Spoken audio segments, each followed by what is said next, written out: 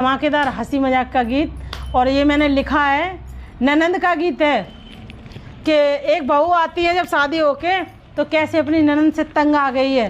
ननंद कमी निकालती रहती है अपनी भाभी में कि खाना बेकार, झाड़ू पोछा बेकार, सब चीज़ बेकार बताती है। और खाती पीती खूब ठूस ठूस के, जो भाई बनाएगी उसको खूब खाएगी ठूस ठूस के। तो लेकिन पर पैर लगाने की जरूरत ज़्यादा है। कमी निकालती। तो मैंने कुछ मेरे दिमाग में आया तो जैसा आया वैसे मैंने लिख दिया, लेकिन मुझे तो लगता है आपको बहुत ज़्यादा पसंद आने वाला है, धमाकेदार। देखिए हमारी कैसी कलम चली है, आप लोग बताएंगे। लगे तो बहुत चुलबुली।